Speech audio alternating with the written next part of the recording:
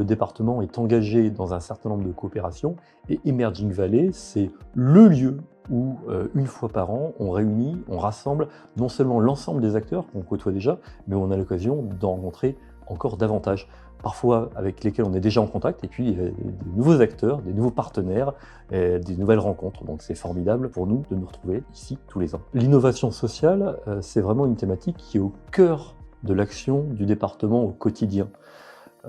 Pourquoi l'innovation sociale? Parce que le département est moteur, leader en matière d'insertion.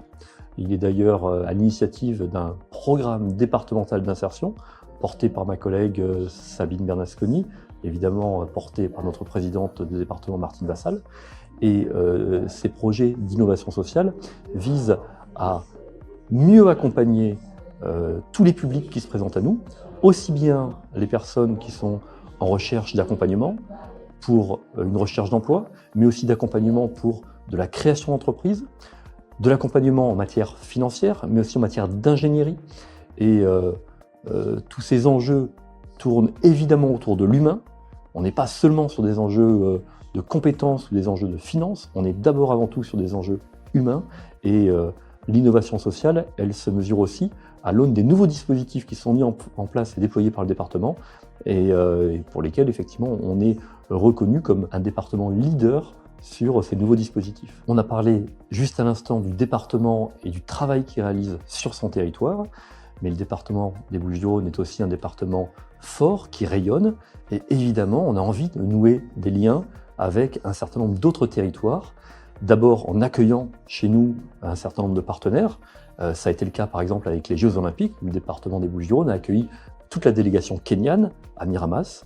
Et ça a été l'occasion d'un travail partenarial très abouti, qui a impliqué aussi bien la ville de Miramas que le département des Bouches-du-Rhône, mais encore la métropole, l'État. Et à la fin de cette très belle séquence des Jeux Olympiques, tous les échanges qu'on a pu avoir avec nos interlocuteurs nous ont conduit à vouloir prolonger ce partenariat sportif, et cette fois-ci non plus sur le territoire des Bouches-du-Rhône, mais au Kenya. Et c'est comme ça qu'on a organisé un déplacement autour d'un projet très concret, à savoir la création d'une maison des coachs au Kenya. Alors nous, on a de l'expertise en matière d'accompagnement des sportifs. Eux, ils ont l'excellence sportive sans même avoir bénéficié de l'accompagnement dont nous, on fait bénéficier nos sportifs. Et le but, c'est vraiment de nouer ces partenariats gagnant-gagnant. Et on le constate, on n'est pas du tout sur ces vieux postulats où l'Europe va aider l'Afrique.